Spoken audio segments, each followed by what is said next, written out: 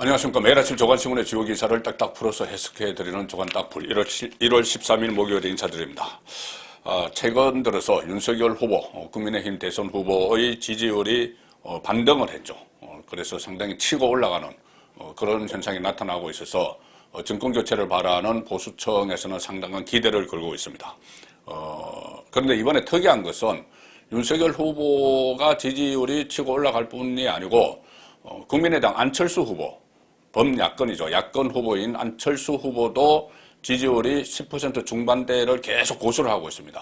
상당히 특이한 현상인데 이렇게 되면은 정권 교체를 바라는 쪽에서는 안전판을 하나 마련했다. 그렇게도 볼 수가 있습니다. 왜 그러냐면은 윤석열 후보가 막 치고 올라가는 상황에서 안철수 후보가 일정 부분 10%대 중반 또 나중에 더하면 20%까지도 올라갈 수도 있겠죠. 그렇게 되면 나중에 이 독자적인 정권 교체가 좀 어려울 경우가 예상이 된다고 하면은 선거 막판에 두 사람이 단일화를 하겠죠. 윤석열과 안철수가 단일화를 하면은 선거 승리가 확실해지는 그런 안전판까지 마련한 상황에서 지금 두 사람이 따로 각계 약전을 하고 있다. 지금 상황은 그렇게 정리를 해드리겠습니다. 최근 2주 사이 지지율 변화 추이가 그런 상황을 지금 보여주고 있는데, 자, 지금 보여드리는 이 그래프입니다. 이 그래프는 한길 리서치가 조사한 그 결과를 기준으로 하면은 최근 2주 사이에 윤석열 후보 지지율은 이 34.9%에서 38.0%로 뛰어 올랐습니다. 3.1%포인트가 오른 것이죠. 2주 사이에. 그런데 이재명 후보는 42.4%에서 35.3%로 내려앉았습니다. 7.1%나 내려앉은 것이죠. 자, 그래서 반전이 됐는데 특이한 것이 안철수 후보입니다. 2주 사이에 5.0%였는데 지금 11.0%, 그래서 6%포인트나 올라서 단독 3위 자리를 굳건하게 했습니다. 굳건하게 굳혔고, 그래서 이 심상정 후보 같은 경우는 원래 3, 4위를 다툴 것이라고 예상했던 정의당 심상정 후보는 지지율이 거의 나오지 않습니다. 나오지 않아서 지금 모든 선거운동을 중단하고 비상 상황을 선포를 하고 대책을 마련하고 있는 그 상황에서 안철수가 단독 3위를 굳건하게 지키고 있죠. 자, 이런 추이는 지금 제가 설명드린 건 한길 리서치 조사지만 다른 그 여론조사 기관의 조사도 비슷합니다.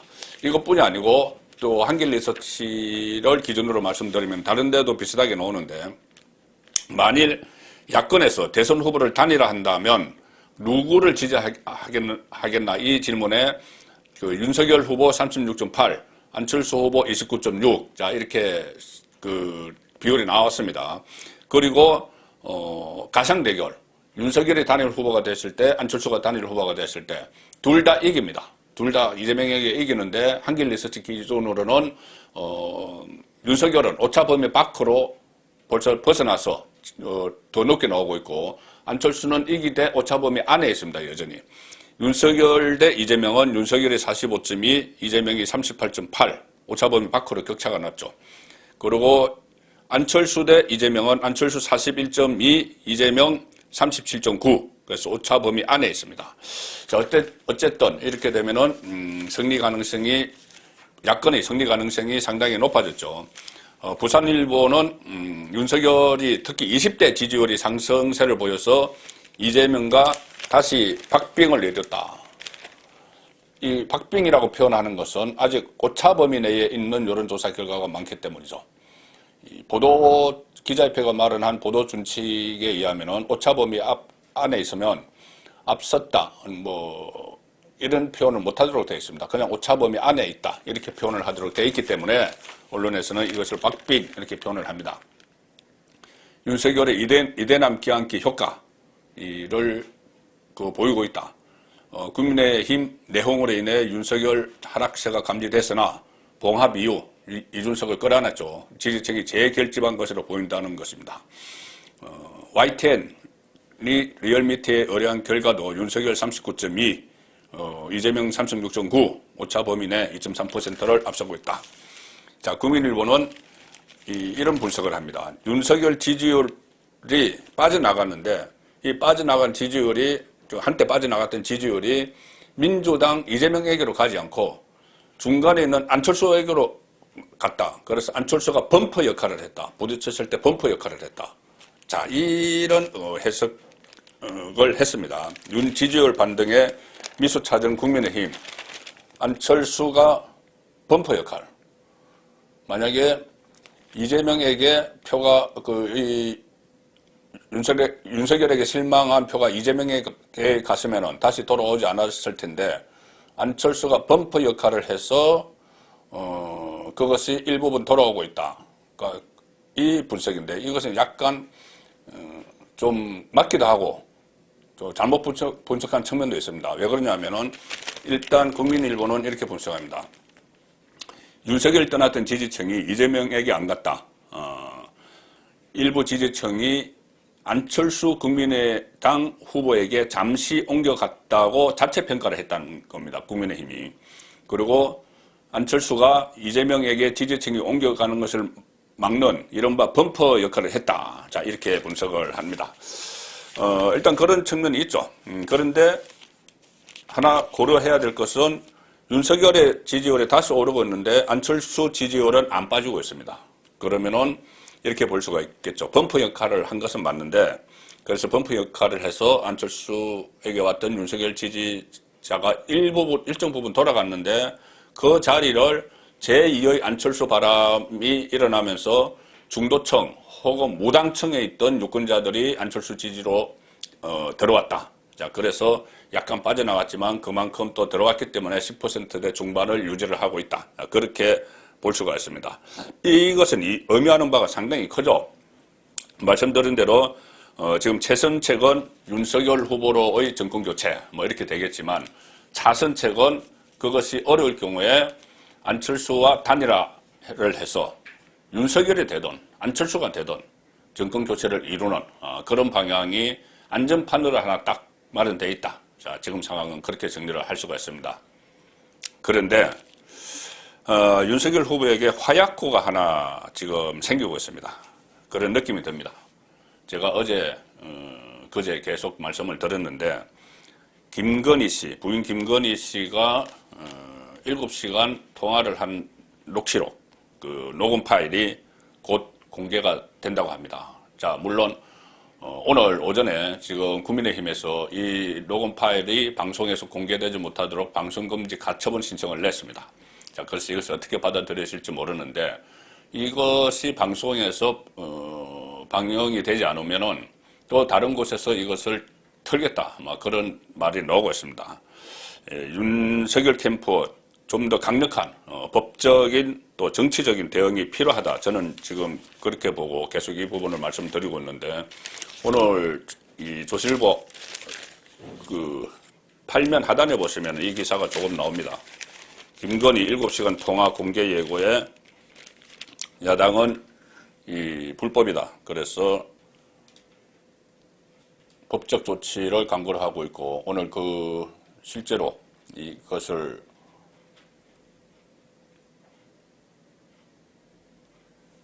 방송금지 가처분 신청을 냈습니다. 자, 유튜브 채널 관계자가 6개월 동안 녹음을 했다. 뭐 이 내용이고 또 여당에서는 대선에 영향을 줄 것이다. 이렇게 해서 총공세를 펼치고 있다는 이 기사 내용입니다. 자, 그런데 이게 제가 다시 한번 간략하게 말씀드리면 이겁니다.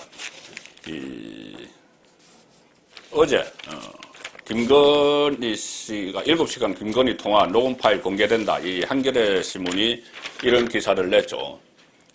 녹음 파일 곧 공개될 것이다. 그래서 그 다음에 국민의힘이 자체적으로 지금 파악을 해보니 녹음 파일이 7시간짜리가 있는데 이 국민의힘은 정치 공작으로 지금 판단을 하고 법적 대응 방침을 지금 밝히고 있습니다.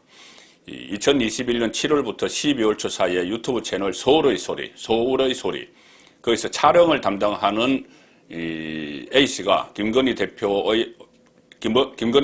인터뷰가 아닌 사적 통화를 10회 내지 15회 하고 그리고 그 사적 대화를 몰래 녹음한 파일을 모 방송사 B 기자에게 넘긴 것으로 알고 있다. 어제 국민의힘이 그렇게 이야기를 했는데 그 모 방송사는 MBC입니다. MBC고 16일 일요일에 탐사 프로그램에서 이것을 방송을 한다. 참 그렇게 지금 알려주고 있습니다. 그리고 또 다른 지상파 방송 기자에게도 이것을 건넸다고 합니다. 그 서울의 소리 유튜브 촬영을 담당하는 사람이. 그래서 그쪽에서 먼저 터뜨릴 수도 있다. 이런 이야기가 나오고 있고, 국민의힘 법률지원단은 그 녹음을 몰래 녹음을 한 사람을 공직선거법, 통신비밀보호법 위반 혐의로 일단 고발을 했습니다. 그리고 이 공개 보도하는 매체에 대해서도 강력한 법적 조치를 하겠다 이렇게 예고를 했는데, 자, 이것이 상당히 기획되고 준비된 일종의 정치 공작이다 이런 느낌입니다. 그 유튜브 촬영자가 김건희 씨에게 어떻게 접근을 했냐 하면은, 최근에 6개월 전에 접근을 할 때 여러 가지 뭐 악의적 의혹이 제기가 되고 있다. 김건희 씨를 둘러싸서 무슨 줄리 의혹 뭐 이런 거죠. 그런 것이 제기가 되고 있는데, 거기에 대해서 김건희 씨가 어떻게 대응할지 잘 모를 테니까 내가 그것을 알려주겠다. 내가 이 언론사에 있다. 기자다. 뭐 이런 식으로 이야기를 한 모양입니다. 그래서 그렇게 접근해서 대화를 몰래 녹음을 하고 선거 시점에 맞춰서 제보 형식을 빌려서 터뜨리는 전형적인 정치 공작이죠. 자, 그런데 그 내용, 무슨 내용이 있길래 이 오마이뉴스, 이 기사를 쓴 오마이뉴스 기사는 굉장히 큰 후폭풍이 있을 것이라는 식으로 그 예고를 합니다. 그 내용이 지금 그 찌라시 형태로 좀 정가에서는 돌고 있습니다. 저도 그 내용을 봤는데 상당히 이 7시간 동안 그러니까 다 합해서 7시간이죠. 그 10회 내지 15회 동안 통화를 했다는데 막 유들 질문을 했겠죠. 유들 질문을 막 해서 7시간 분량에 나와서 그것을 통째로 다 녹음이 돼 있다는데, 이 녹음된 것을 악의적 악마의 편집 뭐 이렇게 표현도 했죠. 국민의힘에서. 그렇게 편집을 해서 딱딱 그 단어들을 몇 개서 골라내서 방송에 내보내면은 상당히 이 왜곡된 상태에서 논란을 불러일으킬 수 있는 그런 문제들이 많습니다. 그런 부분들이 많습니다. 만약에 이것을 지금 찌라시 내용에 나온 대로라고 하면은. 그런데 지금 여러 인물이, 여권의 인물이 이 찌라시 내용을 은근히 흘리고 있습니다. 흘리면서 좀 바람을 잡는, 자, 그런 모습을 보이고 있죠. 제가 이것을 소개해 드릴까 말까 하다가 일단 이것이 어차피 보도가 되기 시작을 했기 때문에 이 디지털 타임즈라는 매체에서 이것을 보도를 했습니다. 황희석 열린민주당 최고위원이죠. 황희석 친조국. 이 황희석이 오늘 페이스북을 통해서 이 찌라시 내용을 소개를 했습니다. 자, 디지털 타임즈 보시면은 이 황희석이 이렇게 찌라시에 나온 내용을 뭐 이렇게 카드라 통신, 뭐 썰 이렇게 해가지고 뭐 소개를 하는 그런 글을 페이스북에 올렸고, 이것을 디지털 타임즈가 보도를 한 것이죠. 뭐 대충 뭐 이런 이야기입니다. 황희석 이야기 그대로입니다. 알려진 바로는 자신이 무당이고 자기 남편인 윤석열 씨는 바보라서 자기가 다 챙겨야 하고 캠프는 자신이 따로 구성해 있다는 취지이고 뭐 여러 가지 썰도 있는데 뭐 이렇게 하면서 흘립니다. 이 찌라시 내용을 흘립니다. 자, 그래서 과연 여기에 대해서 지금 앞으로 오늘 이 방송금지 가처분 신청을 했지만 이것은 정치 공작이 명백하고 또 불법이죠. 불법이고 이것은 7시간 동안 통화 내용을 편집하기에 따라서는 여러 가지로 왜곡을 해서 부풀려서 이렇게 전파될 가능성이 있기 때문에 선거에 영향을 줄 수가 있습니다. 그러면 이것은 지금 이 국민의힘 또 윤석열 캠프 입장에서는 모든 수단을 다 동원해서 여기에 대해서 방송이 안 되도록 조치를 해야 됩니다. 자, 그런데 또 서울의 소리, 여기는 뭐 친정권 성향을 확실히 띠는 유튜브 채널이죠. 여기서는 만약에 MBC가 그것을 방송을 안 한다면은 본인들의 채널에서 하겠다, 유튜브 채널에서 하겠다, 또 이렇게 이야기를 하고 있기 때문에 어쨌든 이 두 가지죠. 하나는 이 진위 여부를 그 지라시에 나오는 그리고 녹음이 된 것을 편집을 하면서 어떻게 교묘하게 했는지 그 부분을 하나 밝히는 것 하나 하고, 또 다른 하나는 그것이 외부에 방송이 되지 않도록 편집이 됐고 처음부터 의도적으로 그렇게 접근을 해서 이 말을 유도를 하고 이런 것들이 있기 때문에 어떤 법적인 조치와 함께 정치적인 조치도 계속 국민의힘이 강구를 해야 되는 그런 상황이 된 것 같습니다. 다른 소식, 다른 조간 소식은 한 두세 가지 전해드리죠. 어제 그 이재명 후보의 변호사비, 그 대납 의혹, 변호비 대납 의혹을 폭로를 했던 제보자가 뭐 극단적인 선택을 했는지 아직은 모릅니다. 어쨌든 숨진 채로 발견이 됐는데 오늘 낮에 부검을 하고 나면은 사망 경위가 나오겠죠. 근데 지금은 여러 가지 뭐 타살설까지 막 나도는 이런 상황인데 이병철입니다. 어제 그 숨진 채로 발견된 사람의 이름이 이병철인데 유족들이 고인이 민주당에서 압력을 많이 받았다. 그것을 폭로하고 나서 이재명의 변호사비 대납 의혹을 폭로하고 나서 압력을 많이 받았다. 자, 이런 유족들이 증언을 하고 있습니다. 그리고 어제 이재명 후보는 이 부분에 대해서 선대위에서 입장을 내놨으니 별다른 입장이 없다는 식으로 이야기했는데, 어제 이재명 선대위에서는 이 변호사비 대납 의혹 이렇게 쓰지 말고 언론에 대납 녹취 조작 의혹 이렇게 정정 보도해 달라 이렇게 주장을 했습니다. 이것을 놓고도 여러 가지 언론 통제냐 또 이런 말도 있고, 유족들 입장에서는 사망한 것이 확인된 지 1시간도 되지 않아서 이런 논평을 할 수 있느냐 이렇게 또 반발을 하는 거린도 있었습니다. 그리고 어제 민주당에서는 좀 시끌벅적했죠. 송영길 대표가 이재명 후보가 문재인 정부에서 탄압을 받았다 이렇게 이야기를 했습니다. 그러니 친문계가 송영길 사과하라 또 이렇게 나왔다는 건데, 이 이야기는 지금 정권 교체 이 여론이 높으니 이재명으로 정권이 가도 정권 교체 아니냐, 송영길이 계속 그렇게 이야기를 했죠. 그 논쟁의 연장선상입니다. 자, 마지막 전해드릴 기사는 참 코미디 같기도 한데, 김종인 총괄선대위원장에서 물러났죠. 윤석열 캠프 총괄선대위원장에서 자범을 일으키고 물러났습니다. 후보는 연기나 해라, 내가 다 해주겠다 이런 식으로 이야기했는데, 이번에는 또 김종인에게 민주당에서 러브콜을 보내고 있는데 김종인도 거기에 막 화답을 하고 있습니다. 김종인, 이재명에게 아주 우호적이더라. 그리고 이재명이 유리해질 전략 조언도 건넸다. 자, 이제 민주당과 뭔가 이야기를 나누고 있는데, 이것은 박용진 의원, 민주당 박용진 의원이 어제 김종인 사무실을 찾아가서 대화를 나누고 나서 기자들에게 한 이야기입니다. 박용진 의원은 김종인이 민주당 비대위 대표할 때 그때 비서실장을 한 인연이 있죠. 그래서 찾아갔다 왔는데 1시간 동안 대화를 했는데 박용진 의원의 전언에 따르면 이렇게 이야기를 합니다. 김종인이 이재명 후보에 대해서 아주 우호적이라는 느낌이 들었고 민주당 승리 가능성에 대해서도 상당히 높게 봤다.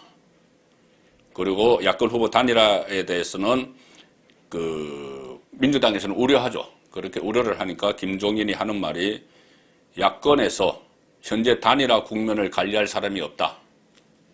자기가 빠져나왔기 때문에 서로 자기 욕심을 부리다가 안 될 거다. 이렇게 고춧가루를 뿌리고, 그리고 오히려 이재명 후보가 유리해질 전략에 대한 조언도 건넸다.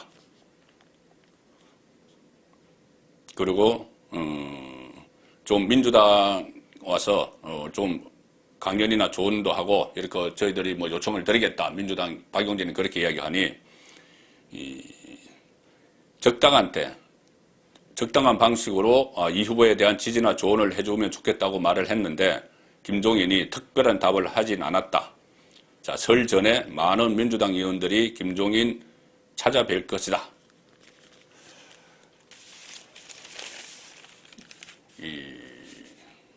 이런 말씀 드리긴 그렇지만 노욕, 노추 이런 단어가 떠오릅니다.